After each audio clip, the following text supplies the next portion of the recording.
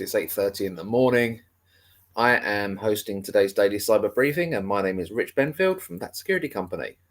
So, in the news today, got a few choice stories for you. So, we have a major backdoor in millions of ARFID cards that allow for instant cloning, hackers using PHP exploit to backdoor Windows systems with new malware, and chipmaker Microchip reveals cyber attack that whacked a manufacturing capacity. GiveWP WordPress plugin vulnerability puts 100,000 plus websites at risk. Plane Tracker FlightAware admits user passwords and actually a whole bunch of other details have been exposed for years. And finally, CertUA warns of new vermin-linked phishing attacks with prisoner of war bait. So, back to the top of the news. A major backdoor in millions of ARFID cards allows for instant cloning. So, French security services firm Quarks Lab have made an eye-popping discovery: a significant backdoor in millions of contactless cards made by Shanghai Fudan Microelectronics Group, who are a leading chip manufacturer in China.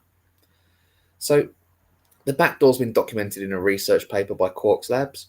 Their researcher Philip Tuan wrote this, and he says that it allows for instantaneous cloning of ARFID smart cards. You know, the kind that are used to open office doors and hotel rooms all around the world. So the backdoor just requires a couple of minutes of physical proximity to an affected card to conduct the attack. An attacker in a position to carry out a supply chain attack could execute such attacks instantly at scale, apparently. So the researcher said he discovered the backdoor while conducting security experiments on the MyFair Classic card family that is widely deployed in public transportation and hospitality industry. Now, the MyFair Classic card family originally launched in 1994 by Philips, and it's now NXP Semiconductors, and they're widely used, and they've been subjected to numerous attacks over the years. Security vulnerabilities that allowed card-only attacks, so they only need access to the card, not the reader, are of particular concern, as they may enable attackers to clone cards or to read and write their content just by having physical proximity. Over the years, new versions of the MyFair Classic family fixed the different types of attacks documented by security researchers. So these are your standard door cards. I've used MyFair cards in loads of office door access systems and things like that. You find them all over the place. Yep, everywhere, from hotels to offices, you name it. And the problem is that a malicious actor can walk up with presumably something a bit like a flipper, and either read the card details or write the card details, which allows them to get into all manner of doors or to block certain people from accessing certain areas. So we're talking obviously physical attacks here. And so looking at Shanghai Fudan's FM11RF08S cards, and they have a countermeasure already built in. There is an attack that's capable of cracking them and cracking their keys in a few minutes if they're being reused across at least 3 sectors or 3 cards. So essentially, if your door card is configured in such a way, it could well be attacked. So additional research revealed that a hardware backdoor that allows authentication with an unknown key. The researcher used the new attack to obtain and crack that secret key and found it to be common to all existing cards of that type. So, yep, that is FM11RF08S. The researcher then discovered a similar backdoor protected with another key in the previous card generation, which is FM11RF08. And after this second secret key was also cracked, it was discovered that this key is common to all of that type of cards, as well as other models from the same vendor, and even some old cards from NXP Semiconductors and Infineon. So it enables any entity with knowledge of it to compromise all user-defined keys on the card, even when fully diversified, simply by accessing the card for a few minutes. Um, Many people are probably unaware that the MyFair Classic cards they obtain from their supplier are actually from Fudan, and they're going to be the FM11 RF08s or the RF08Ss, as these two chip references are not limited to the Chinese market. So this researcher found these cards in numerous hotels across the US, Europe, and India. So that's an interesting one. Now, what you have to potentially do, because you can't firmware update a door card, or at least I've never seen that happen, um, is essentially replace the cards when a new version comes out, and that's really unfortunate. So this is actually quite a big deal because they're probably in use not just in I know the article mentions hotels a lot, but they're probably in use in everywhere from offices to hospitals. Science labs, potential national critical infrastructure, power stations and whatnot. They are so very widespread. There's a very strong chance that you've got one on you right now if you're listening to this. So yeah, my advice would be, if you are using those cards at your site, look up the manufacturer. You might find that the manufacturer is Shanghai Fudan, not necessarily the place where you bought it from. Try and find out, and try and see what they're doing to mitigate that risk. But this is hot off the press, so I've not seen any mitigation as yet. But there's a very strong chance you'll need to replace the card. Next up, hackers use PHP exploit to backdoor Windows systems with a new malware. So, yes, we've got a new CVE. Unknown attackers have deployed a newly discovered backdoor dubbed MSUPEDGE. God, I can't pronounce that. MSUPEDGE on a university's Windows system in Taiwan, likely by exploiting a recently patched PHP remote code execution vulnerability, which was CVE 2024-4577. So 4577 is a critical PHP CGI argument injection flaw. It was patched in June, and it impacts PHP installations running on Windows systems with PHP running in CGI mode. It allows unauthenticated attackers to execute arbitrary code and leads to complete system compromise following successful exploitation. The threat actors dropped the malware as two dynamic link libraries, that's weblog.dll and WMI clients, WMI-CLNT.dll. The former loaded by httpd.exe, the Apache process. So MSUPEDGE's most noteworthy feature is the use of DNS traffic to communicate with the command and control server. While many threat groups have adopted this technique in the past, it is not commonly observed in the wild. It leverages DNS tunneling, which is a feature implemented based on the open source DNSCAT2 tool, which allows data to be encapsulated within DNS queries and responses to receive commands from its CNC server. The attackers can use MSUPEDGE to execute various commands which are triggered based on the third octet of the resolved IP address of the CNC server. The backdoor also supports multiple commands, including creating processes, downloading files, and managing temporary files. So Symantec's threat hunter team, which investigated the incident and spotted the new malware, believes the attackers gained access to the compromised systems after exploiting CVE 2024-4577, and this security flaw bypasses protections implemented by the PHP team for CVE 2012-1823, excuse me, which was exploited in malware attacks years after its remediation to target Linux and Windows servers with RubyMiner malware. The initial intrusion was likely through the exploit of the recently patched vulnerability 4577, said Symantec's threat hunter team. Symantec has seen multiple threat actors scanning for vulnerable systems in recent weeks. To date, we have found no evidence allowing us to attribute this threat, and the motive behind the attack remains unknown. Okay, so on Friday, a day after the PHP maintainers released patches for CVE 2024-4577, Watchtower Labs released a proof of concept exploit code. And the same day, the Shadow Server Foundation reported observing exploitation attempts on their honeypots. One day later, less than 48 hours after patches were released, the Tell You The Past ransomware gang also started exploiting the vulnerability to deploy web shells and encrypt victims' systems. So this is an interesting one because realistically, who is still running PHP running in CGI mode? I thought CGI mode had died a death, but clearly it's not. Clearly, people have been patching and maintaining some very old platforms, and there must be quite a lot of them still out in the wild. So, well, my advice is obviously keep up to date with the latest patches, but also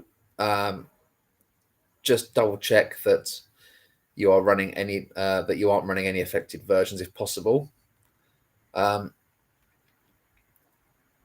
Maybe network packet capture would be good if you're not running it and ingesting it into your seams, assuming you have seams. Just do all the standard stuff. I'd be interested to see how wild this gets. My gut feeling is not very, but it's certainly something to be aware of. So, moving on. Chipmaker, Microchip, that's the company, reveals cyber attack that whacked their manufacturing capacity. This one's going to sound quite casual because it's on the register. So they're a defense contractor. So US semiconductor manufacturing firm Microchip Technology has revealed an unauthorized party disrupted the company's use of certain servers and some business operation. A Tuesday filing, don't forget this is based in the US, explains that on August the 17th, it detected potentially suspicious activity involving its information technology systems. An investigation followed, and on August 19th, that effort yielded evidence of the unauthorized access. The company took actions including isolating the relevant systems, shutting down others, and calling in external cybersecurity advisors to understand the extent of the mess. As a result of the incident, certain of the company's manufacturing facilities are operating at less than normal levels. The company's ability to fulfill orders is currently impacted, the filing states, along with a promise that it's working to fix things up ASAP. There's no word on the cause of the incident, the extent of the disruption at the chipmaker, or whether ransomware was involved. The mention of isolating affected systems suggests that the unauthorized party's activities had the potential to spread into other parts of the outfit's IT estate. News of the chipmaker's manufacturing capacity diminishing is seldom welcome. The incident of Microchip is especially concerning given that in January 2024, the Biden administration awarded the firm $162 million to expand the fabs in which it makes its flagship microcontrollers. The administration billed the funding as a boost for the US's automotive, defense, and aerospace industries, reflecting Microchip's importance as a supplier to the military. Microchip's products are designed for mission-critical uses, usually in things that move fast, so cars, planes, missiles, or operate in nasty remote places like space, where NASA will use its chips in its next-gen high-performance spaceflight computer. The biz also offers foundry services, and if this incident has disrupted that process, it will mean pain in the silicon supply. So, an easy way to see how bad this is to watch the price of silicon. Cyber attacks on chip makers are not unusual. This year alone, we've covered such incidents at TSMC, Nexperia, and AMD, while past examples of such attacks include the 2022 ransomware incident at NVIDIA. So, as an industry, they're well used to being attacked. So let's hope they recover quickly and get their production lines running back to full capacity. Next, GiveWP, WordPress plugin vulnerability that puts 100,000 plus websites at risk. A maximum severity security flaw has been disclosed in the WordPress GiveWP donation and fundraising plugin that exposes more than 100,000 websites to remote code execution attacks. The flaw, tracked as CVE 2024-5932, which has a CVSS score of 10, impacts all versions of the plugin prior to version 3.14.2, which was released on August 7th, 2024. A security researcher who goes by the online alias Vilu164 has been credited with discovering and reporting the issue. The plugin, vulnerable to PHP object injection in all versions up to and including 3.14.1 via deserialization of untrusted input from the give title parameter. Okay, So that's what WordFence said in a report this week. And they also said that it makes it possible for unauthenticated attackers to inject a PHP object. The additional presence of a POP chain allows attackers to execute code remotely and to delete arbitrary files. The vulnerability is rooted in a function named give underscore process underscore donation underscore form, open close brackets, which is used to validate and sanitize the entered form data before passing the donation information, including the payment details, to the specified gateway. Successful exploitation of the flaw could enable an authenticated threat actor to execute malicious code on the server, making it imperative that users take steps to update their instances to the latest version. The disclosure comes days after WordFence also detailed another critical security flaw in the InPost PL and InPost for WooCommerce WordPress plugins, which are CVE 2024-6500, CVSS score 10 again. And that makes it possible for unauthenticated threat actors to read and delete arbitrary files, including WP config.php file. On Linux systems, only files within the WordPress install directory can be deleted, but all files can be read.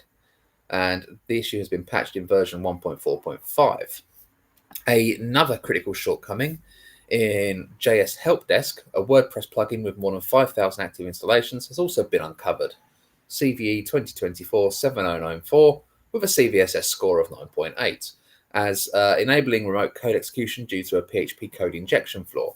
A patch for the vulnerability has been released in version 2.8.7. So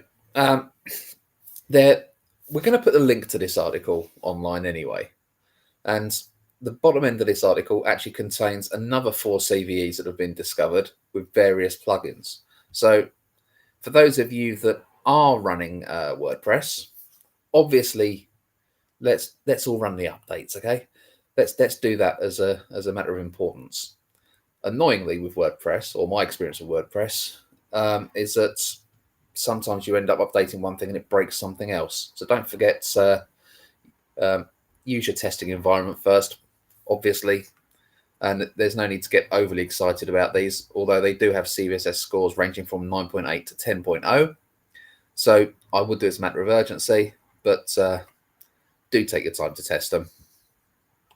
Next, Plane Tracker, FlightAware, admits user passwords and social serial SSNs exposed for years. So there's a popular flight tracking app, FlightAware, seems to be US based, and they've admitted that they're exposing a bunch of users' data for more than 3 years. So last week they did a filing with Rob Bonta, California's Attorney General, saying that the leak began in January 1st, 2021, but it was only detected on July 25th of this year. The incident was blamed on an unspecified configuration error. It led to the exposure of personal information, passwords, and various other personal data points you'd expect to see in a breach, depending on what information the user provided in their account. So this is an article on the Register, and there is a full list of fields. But looking at it, it is user ID, password, email, names, IP addresses, phone numbers, year of birth, social media accounts, last 4 digits of your card, tons of stuff. Right down to social security numbers, which I believe are a big thing in America for identity theft and fraud. So FlightAware haven't actually explained how the data was exposed or why they had social security numbers in there. But the downside of where they filed their leak notification in California is that state doesn't require companies to publicly disclose how many people were affected. Other states do. So we can't determine the exact number of affected users, but FlightAware do report of having 12 million registered users.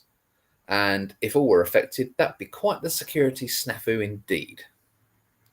So FlightAware said this: FlightAware values your privacy and deeply regrets that this incident occurred. Yeah, not great. But they did go on to say, once we discovered the exposure, we immediately remedied the configuration error. Out of an abundance of caution, we are also requiring all potentially impacted users to reset their password. You will be prompted to do so at your next login to FlightAware. So it's typical with these types of breach notifications to comment on whether the data in question has been accessed and or misused by unauthorized third parties. The letter to affected users did not address this matter. It's also typical for companies to offer free credit monitoring for users, and the same is the case here. So anyone who receives that letter from FlightAware saying that they might be affected was offered 2 years of service via Equifax. So that's really common in the event of a data breach. I'm sure many of you who are listening have probably received something similar in the past. But obviously, 3 years without discovering that breach, that's quite a long time. Not the longest I've heard of, but I would expect FlightAware to improve some internal security practices as a result. And finally, because I've been waffling far too long, CertUA warns of new vermin-linked phishing attacks with prisoner of war bait. So CertUA are the computer emergency response team of Ukraine, and they've warned of new phishing attacks that aim to infect devices with malware. The activity has been attributed to a threat cluster it tracks as UAC-0020, which is also known as vermin. The exact scale and scope of the attacks are presently unknown. The attack chains commence with phishing messages with photos of alleged prisoners of war from the Kursk region, urging recipients to click on a link pointing to a zip archive. Now, that zip file contains a Microsoft-compiled HTML help file, that's a .chm if I remember correctly, that embeds JavaScript code responsible for launching an obfuscated PowerShell script. Opening the file installs components of known spyware Spectre, as well as a new malware called, I can't even pronounce this, Firmatch Agent. That's spelled FIRMACHAGENT. CertUA said. The purpose of Firmatch Agent is to retrieve the data stolen by Spectre and send it to a remote management server. Spectre is a known malware linked to vermin as far back as 2019. The group is assessed to be linked to security agencies of the Luhansk People's Republic, the LPR. Earlier this June, CertUA detailed another campaign orchestrated by the vermin actors called SixSync that targeted defence forces in the country with Spectre. Spectre is a fully featured tool designed to harvest a wide range of information, including files, screenshots, credentials, and data from various instant messaging apps like Element, Signal, Skype, and Telegram. Okay, so this is essentially another new method of deploying the Spectre spyware. Sorry. So that's fine if your software if your antivirus and whatnot can pick that up. Your endpoint protection, sorry. If you can pick that up, there's a strong chance you'll be fine. Obviously, standard thing is check your phishing rules. And there's some screenshots and examples of this on the article that we'll link to on the socials. So you'll be able to see what it looks like. And you can write some rules to filter those out accordingly. So that is it. Thank you very much for bearing with me. It's been a while since I've done a daily cyber briefing. Hope you found it useful, and we'll see you tomorrow.